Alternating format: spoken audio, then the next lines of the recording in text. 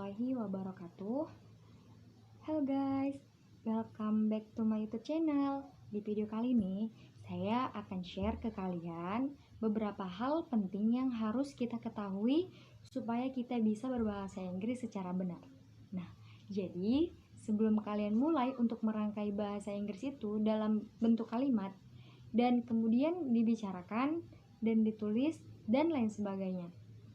Jadi kita harus tahu bagian terkecilnya dalam sebuah kalimat, yaitu kata.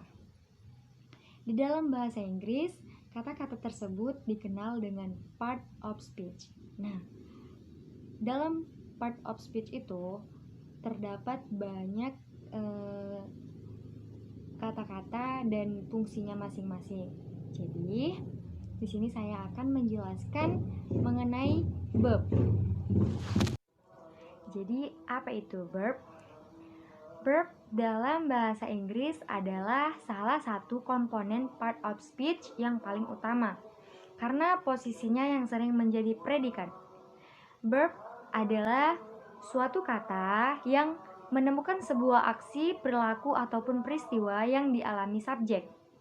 Dalam susunan part of speech, verb biasanya terletak tepat di belakang noun atau pronoun yang menjadi subjek. Dalam bahasa Indonesia, verb biasa disebut sebagai kata kerja. Akan tetapi, verb dalam bahasa Inggris ada yang tidak dapat berdiri sendiri alias membutuhkan kalimat lain supaya bisa dimengerti. Adapun macam-macam verb. 1. Transitive dan intransitive verb. Transitive verb adalah kata kerja yang diikuti direct object yang menerima aksi dari subjek. Contohnya, bring, buy, hit, send, and won. Contoh kalimatnya yaitu he sent me a postcard. Dia mengirimi saya kartu pos. Sedangkan intransitive verb adalah aksi yang dilakukan subjek memang tidak melibatkan direct object. Contohnya, arrive, come, listen, work. Contoh kalimatnya, Shirley often sneezes while cleaning house. Shirley sering bersin-bersin ketika membersihkan rumah. 2. Regular dan irregular verb. Regular verb adalah kata kerja yang mayoritas bentuk past tense atau verb to dan past participle atau verb 3.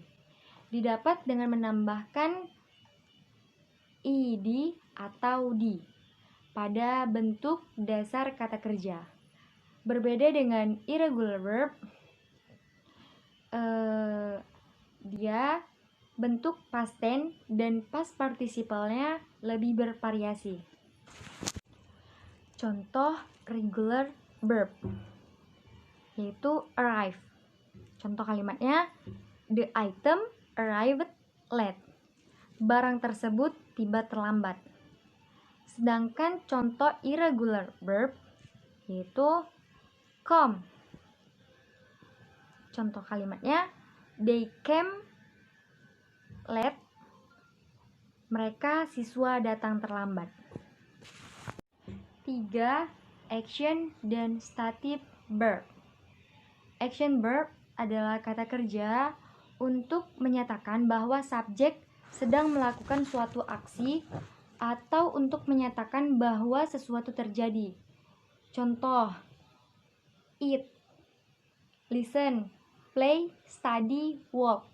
Contoh kalimatnya, they walk hand in hand. Mereka berjalan bergandengan.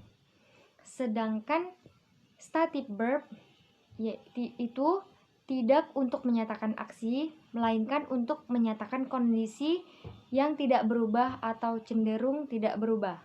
Contoh, have, love, prefer, seem, and owe. Contoh kalimatnya, I prefer tea to coffee. Saya lebih suka teh daripada kopi. 4. Finite dan non-finite verb. Finite verb adalah kata kerja yang dipengaruhi tense dan agreement dengan subjek dalam hal person dan number. Contoh, you are growing up so fast. Kamu berkembang sangat cepat. Sedangkan non-finite verb yaitu kata kerja yang tidak dipengaruhi tense dan agreement dengan subjek dalam hal person dan number. Contoh kalimatnya, you're growing up so fast. 5. Linking verb. Linking verb menghubungkan subject of sentence dengan deskripsinya. Contoh kata linking verb: feel, look, sound, become, continue, grow, seem, dan be. Be terdiri dari am, is, are, was, were, be, been, dan being. Contoh kalimat linking verb: she is young and beautiful. Dia muda dan cantik. 2. You look gorgeous. Kamu terlihat sangat menarik. 6. Auxiliary verb. Auxiliary verb merupakan kata kerja yang muncul sebelum main verb atau kata kerja utama.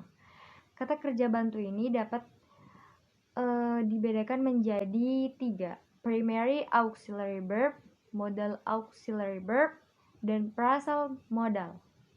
Contoh kalimat auxiliary verb yaitu he is working now. Dia sedang bekerja sekarang. 2. Your payment has been received. Pembayaranmu telah diterima.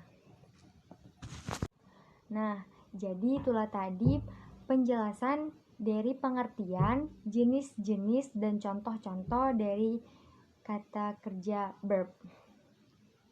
Semoga kita semua bisa memahaminya dan bisa berbahasa Inggris dengan benar dan baik.